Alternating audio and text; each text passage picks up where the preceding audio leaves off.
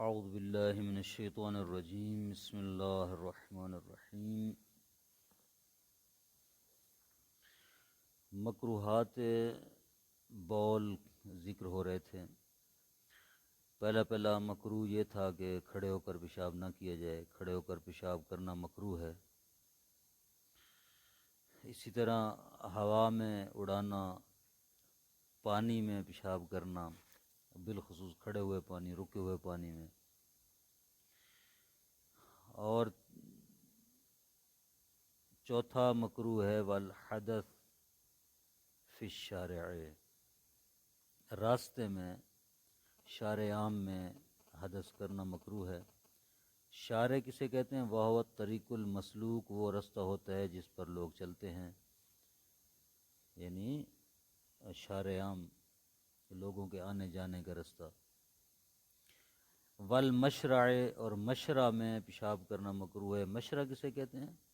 وہو طریق الماء للواردۃ، وہ بالخصوص وہ رستہ ہوتا ہے جو پانی کی طرف جاتا ہے، پانی بھرنے کے لیے رستہ جو جاتا ہے اس کو مشرع کہتے ہیں۔ عام جو راہ ہے، یہ جس طرح روڈ گزر رہی ہے، یہ شارع عام ہے، شارع کہا جاتا ہے۔ مشرع بالخصوص اس رستے کو کہتے ہیں جس سے گزر کر انسان پانی بھرنے کے لیے جاتا ہے۔ کنویں وغیرہ اس زمانے میں تھے تو ان کے لیے خاص رستہ جاتا ہوگا۔ والفناء بکسر الفاء، فنا میں پیشاب کرنا مکروہ ہے۔ فنا فا کے کسرہ کے ساتھ ہے، فنا۔ واوا ممتدہ من جوانب الدار، فنا کسے کہتے ہیں؟ فنا اس ایریے کو کہتے ہیں جو گھر کے ارد گرد پھیلا ہوتا ہے، جیسے گھر کی دیوار ہے یا گھر کی وہ باؤنڈری ہے۔ ہو سکتا ہے گھر اس کی دیوار نہیں ہے، لیکن ایک ایریا ہے جو گھر کے ارد گرد شمار کیا جاتا ہے، گھر کا احاطہ شمار کیا جاتا ہے، اس کے ساتھ پیشاب کرنا اندر کی بات نہیں ہے، اس کے ساتھ باہر کی بات ہے، دیوار کے ساتھ بیٹھ جانا۔ واوا حریم وا خارج المملوک منا، یہ وہ حریم اور چار دیواری ہوتی ہے جو اس کے مملوک سے باہر ہوتی ہے، جو اس کی ملکیت سے باہر ہے، گھر والے کی تو نہیں ہے جگہ، وہ گھر سے باہر ہے لیکن اس کی دیوار کے ساتھ انسان بیٹھ کر پیشاب کرنا شروع ہو جائے تو یہ مکروہ ہے۔ والملعن، اور ملعن پر بھی پیشاب کرنا مکروہ ہے۔ ملعن کیا ہے؟ واوا مجمع الناس، وہ مقام ہے جہاں لوگ جمع ہوتے ہیں، جس طرح بیٹھک ہے، چوک ہے جہاں پر زیادہ تر لوگ آ کر بیٹھتے ہیں۔ پہلے زمانے میں چوکیں ہوتی، خاص درخت ہوتے تھے بڑے، اس کے نیچے لوگ چارپائیاں ڈال کے بیٹھتے تھے، لوگ جمع ہوتے تھے ایک جگہ پہ۔ او منزلہم، یا وہ جگہ جہاں پر لوگ اترتے ہیں، یعنی مسافر جو سفر کر رہے ہیں، ایک خاص جگہ جہاں پر لوگ آ کر پڑاؤ ڈالتے ہیں، تھوڑا سا ریسٹ کرتے ہیں، گھنٹہ دو وہاں رکتے ہیں، پھر آگے چلے جاتے ہیں ایک جگہ، وہاں پر بھی مکروہ ہے۔ او قارعۃ الطریق، یا اس کو قارعۃ الطریق کہتے ہیں، وہ رستہ جو ہوتا ہے، چلنے والی جگہ جہاں پر لوگ چل رہے ہوتے ہیں، ٹھیک ہے، شارع عام نہیں ہے لیکن رستہ ہے جس پر لوگ چل کے آتے جاتے ہیں، ٹھیک ہے، چھوٹا رستہ۔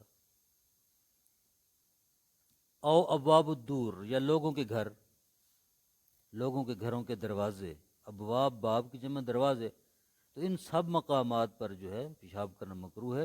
یہ جنہوں نے 3 4 لکھی ہیں، یہ ملعن کی جو ہے نا انہوں نے تفسیر کی ہے۔ ملعن سے مراد یا مجمع الناس ہے، یا مسافرین کے اترنے کی جگہ ہے، یا لوگوں کے گزرنے کا رستہ ہے، یا لوگوں کے گھروں کے دروازے، ان سب کو ملعن کہا جاتا ہے۔ وتحت الشجرۃ المثمرہ، اور اسی طرح پھلدار درخت کے نیچے پیشاب کرنا مکروہ ہے۔ وایا ما من شأنها ان تکون مثمرۃ، اس مثمرہ سے کیا مراد ہے؟ سوال یہ ہے کہ کیا وہ جو پھلدار درخت ہے فی الوقت اس نے پھل دیا ہوا ہو تب مکروہ ہے، یا نہیں اس پہ پھل ابھی تک نہیں ہے، موسم بھی نہیں آیا پھل کا، تب بھی اس کے نیچے پیشاب کرنا مکروہ ہے؟ کہتے ہاں، اس سے مراد وہ درخت ہے جس میں پھل دینے کی صلاحیت ہے، اس کی جنس ایسی ہے کہ وہ پھل دیتا ہے، بے شک اب اس پر پھل نہیں ہے تب بھی اس کے نیچے بیٹھ کر پیشاب کرنا مکروہ ہے۔ وایا ما من شأنہا، شجر مثمرہ وہ ہے جس میں یہ صلاحیت ہے کہ ان تکون مثمرتن کہ وہ پھل دے، وَإِن لَمْ تَكُنْ كَذَلِكَ بِالْفِعْلِ، اگرچہ ابھی وہ اس پر پھل لگا ہوا نہ بھی ہو۔ وَمَحَلُّ الْكَرَاهَةِ مَا يُمْكِنُ أَن تَبْلُغَهُ الثِّمَارُ عَادَةً، اور محل کراہت کتنا ہے، یعنی وہ جو درخت ہے اس کے نیچے پیشاب کرنا کتنے ایریے میں مکروہ ہے۔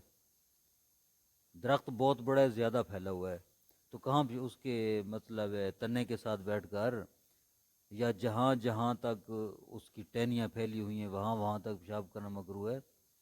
کہتے ہیں کہ جہاں اس کے پھل گرنے کا امکان ہے، درخت کے پھل گرتے ہیں جہاں تک، وہاں تک جو ہے مکروہ ہے۔ محل الکراہت ما یمکن ان تبلغ الثمار، محل کراہت وہاں تک ہے جہاں ممکن ہے کہ اس کے پھل عام طور پر پہنچے ہیں، جب گرتے ہیں تو وہاں تک پھل جاتے ہیں، اس ایریے تک۔ ممکن ہے کہ وہ درخت کے اس مطلب پھیلاؤ سے باہر ہی کیوں نہ ہو، ایک دانہ جب زمین پر گرتا ہے تھوڑا سا مطلب آگے چلا جاتا ہے ایک دو قدم، وہاں جا کر رکتے ہیں، عام طور پر جاتے ہیں وہاں تک پھل، وہاں تک مکروہ ہے، چاہے بالکل اس کے نیچے وہ شمار نہ بھی ہو جائے گا۔ وَإِن لَمْ يَكُنْ تَحْتَ، اگرچہ اس کے نیچے نہ بھی ہو، اس کی کناروں میں ہو۔ وَفَيْءِ النُّزَّالِ، اور فیء نزال میں پیشاب کرنا مکروہ ہے۔ وہ کیا چیز ہوتی ہے؟ وَهُوَ مَوْضِعُ الظِّلِّ الْمُعَدِّ لِنُزُولِهِمْ، وہ سایہ دار مقام ہے جو لوگوں کے نازل ہونے کے لیے، ٹھہرنے کے لیے، رکنے کے لیے، بیٹھنے کے لیے بنایا گیا ہے۔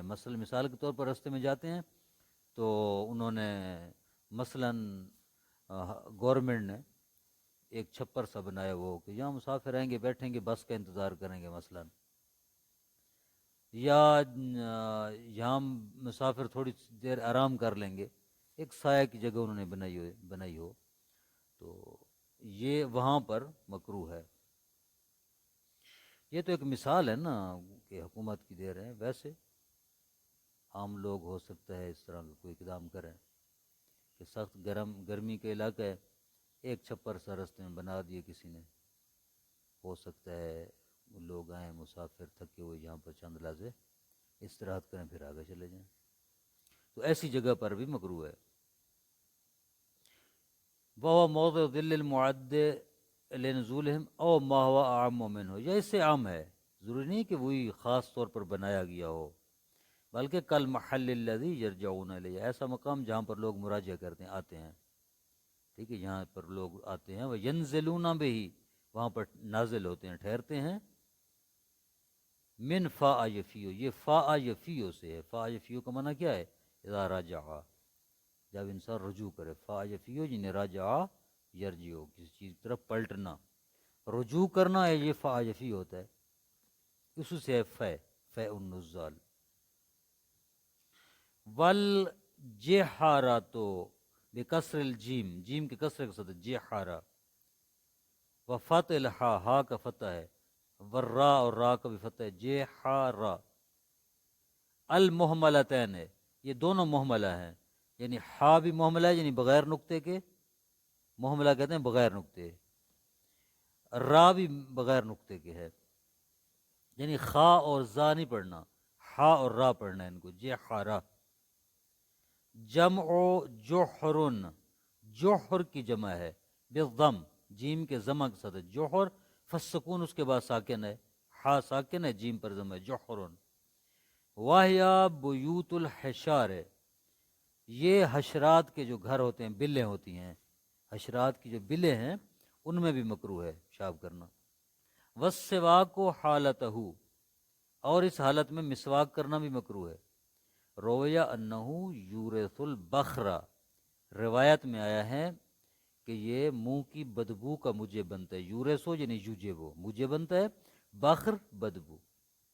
والکلام الا بذکر اللہ تعالی، اور اس حالت میں کلام کرنا بھی مکروہ ہے۔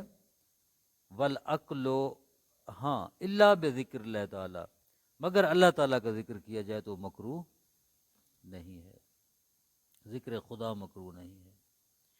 والعقل والشرب، کھانا اور پینا مکروہ اس حالت میں، کس لیے؟ لما فیہ من المہانت، ایک تو یہ ہے کہ اس میں اہانت ہے، توہین ہے کھانے کی، ایک ہلکا پن ہے، وللخبر ہے، اور روایت بھی آئی ہے کہ اس حالت میں کھانا پینا مکروہ ہے۔ یجوز و حکایت الاذان، اذان کی حکایت کرنا جائز ہے۔ حکایت کہتے ہیں جملوں کو دہرانا، جیسے مؤذن اذان دے رہا ہوتا ہے۔ تو نماز پیشاب کی حالت میں بیت الخلاء میں اذان کے جملوں کو دہرانے میں حرج نہیں ہے، جائز ہے۔ اذا سمعوا، جب اس کو سنے، ولا سند لو ظاہرا المشہور، مشہور قول کی بنا پر اس کی کوئی سند ہمارے پاس موجود نہیں ہے، کوئی دلیل نہیں ہے۔ ذکر اللہ لا یشمل اجماع، ہاں اگر کوئی شخص یہ کہے کہ بابا اذان بھی تو ذکر خدا ہے، آپ نے پہلے کہا ہے کہ ذکر جو ہے وہ جائز ہے، ٹھیک ہے، ذکر اس حالت میں کرنا جائز ہے، یہ بھی تو ذکر ہے اذان، ٹھیک ہے۔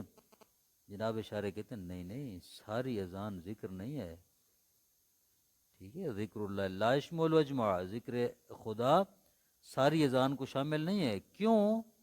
لخروج الحیالات منہ، چونکہ جو حیالات ہیں وہ ذکر خدا سے خارج ہیں، حی علی الصلاح، حی علی الفلاح، حی علی آخر العمل، ان میں تو کوئی ذکر خدا نہیں ہے، تو لہذا ساری اذان ذکر خدا نہیں۔ ومن ثم حکاہ المصنف ذکر بقولہ وقیل، اسی لیے یہی وجہ ہے کہ مصنف نے اس کو حکایت کیا ہے ذکر میں ایک قول کے ساتھ اور کیل کے ساتھ، یعنی وہاں پر کہا ہے کہ کیلا، اپنا فیصلہ نہیں دیا، اپنا فتویٰ نہیں دیا، بلکہ قیلہ کے ساتھ تعبیر کی، کسی نے کہا ہے یا کہا ہے کہ ایک قول ہے۔ وقراءۃ آیت الکرسی، آیت کرسی کی قرات کرنا بھی جائز ہے۔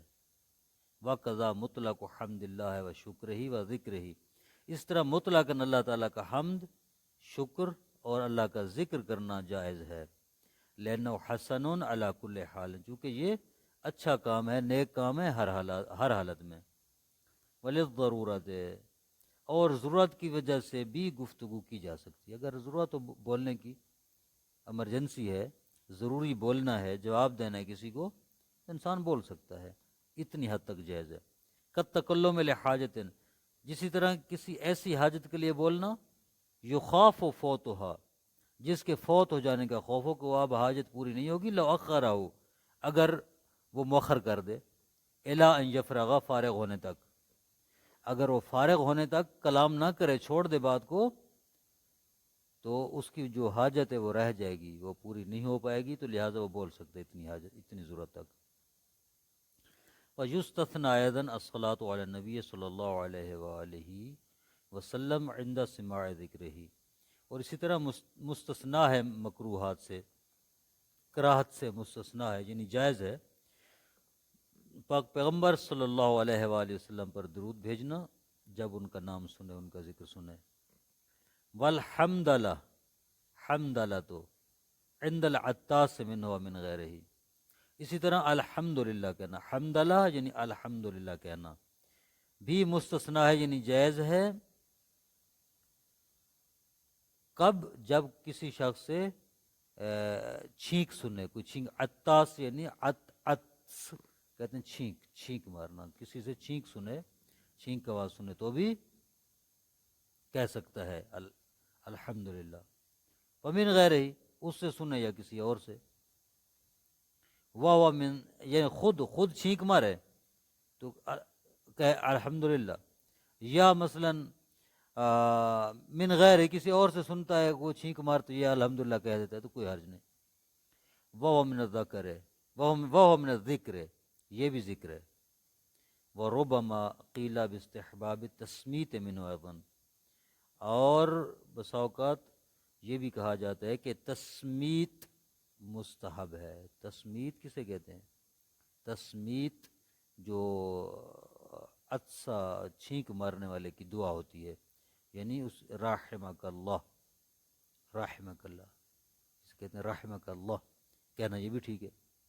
ولا یخفى وجوب رد السلام ہے، اور اس میں کوئی خفا اور پردہ نہیں ہے، یعنی مخفی نہیں ہے یہ کہ سلام کا جواب دینا واجب ہے۔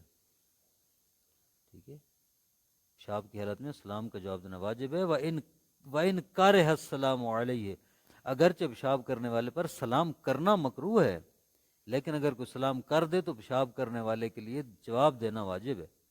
وفی کراہت رد ہی ما تعدیہ الواجب برد غیر وجہان ہے۔ اب سوال یہ ہے کہ اگر کسی نے سلام کیا ہے، اس کے علاوہ پیشاب کرنے والے کے علاوہ کسی اور شخص نے جواب دے دیا سلام کا، تو کیا اس پر ابھی جواب دینا واجب ہے یا نہیں ہے؟ کہتے ہیں واجب تو نہیں ہے، کیونکہ جواب سلام کا جواب ہو گیا ہے۔ لیکن اگر یہ جواب دے دے تو کیا مکروہ ہے؟ کہتے ہیں اس میں دو قول ہیں، دو وجہ ہیں۔ بعض کہتے ہیں ہاں اس کا جواب دینا مکروہ ہے، کیوں؟ جواب تو وہی ہے جو ہو گیا، واجب تو ادا ہو گیا، واجب تو رہا نہیں کہ یہ جواب دے۔ بعض کہتے ہیں کہ نہیں، اس کو بھی جواب دے تو کوئی مکروہ نہیں ہے۔ وَاعْلَمْ أَنَّ الْمُرَادَ بِالْجَوَازِ فِي قَاعِدَةِ الْأَذَانِ وَفِي مَعْنَاهُ عَلَى عَامٍ، یہ جو کہا ہے کہ جواز حکایت اذان جائز ہے، یا جو دوسری چیزیں آئی ہیں اس کے معنی میں، آیت الکرسی، الحمد، شکر وغیرہ، ان کے پڑھنے کو جو جائز قرار دیا گیا ہے، اس کا معنی کیا ہے جائز کا؟ آیا اس کا معنی جواز شرعی یعنی مستحب ہے، استحباب ہے، یا اباحت ہے؟ ٹھیک ہے، وہ کہتے ہیں یہ معنی اس کا عام ہے، دونوں کو شامل ہے، یعنی اباحت والا معنی ہے۔ تساوی الطرفین، اباحت کیا ہوتی ہے؟ اباحت ہوتی ہے متساوی الطرفین، کام کرو یا نہ کرو دونوں برابر۔ ایک جواز ہوتا ہے جس میں رجحان ہے، وہ جواز خاص ہے، جواز خاص، اس میں رجحان پایا جاتا ہے، وہ مستحب ہو جاتا ہے، یہ راجح ہے کم کرنا، بہتر ہے کم کرنا۔ لیکن جو جواز بمعنی العام ہوتا ہے وہ متساوی الطرفین ہوتا ہے، رجحان نہیں ہوتا اس میں، کام کرو یا نہ کرو دونوں برابر ہیں، تو یہاں مراد وہ ہے۔ لأنه مستحب لا یستوی طرفہ ہو، کہتے ہیں کہ اس کا معنی عام ہے جو دونوں کو شامل ہے، ٹھیک ہے، دونوں کو شامل ہے، کیوں یہ کام مستحب ہیں۔ لا یستوی طرفہ ہوا، کہتے ہیں اس کی دونوں طرفین برابر نہیں، والمراد منہ ہونا الاستحباب، یہاں پر جواز سے مراد شارح فرماتے ہیں استحباب ہے۔ لأنہ عبادت لا تقع الا راجع، چونکہ یہ عبادتیں ہیں، یہ جتنی باتیں ہیں، ذکر خدا ہے، حمد کا جو الحمدللہ کہنا ہے، التاس کو آیت الکرسی پڑھنی ہے، حکایت اذان ہے، یہ سارے کیا ہیں؟ یہ عبادتیں ہیں۔ عبادت ہمیشہ راجع ہوتی ہے، اس میں رجحان پایا جاتا ہے، ٹھیک ہے، لہٰذا یہ مستحب ہے۔ وَإِن واقعات مکروہ، اگرچہ مکروہ ہے، کراہت آئے گی، یعنی ثواب میں کمی آ جائے گی، لیکن رجحان ہے، اس میں ہے عبادت۔ فَكَيْفَ إِذَا انْتَفَتِ الْكَرَاهَةُ، پس جیسے بھی ہے کراہت اس کی منتفی ہو جاتی ہے، کراہت نہیں ہے، کراہت سے ان کو استثناء کیا گیا ہے۔ صلی اللہ علیہ وسلم۔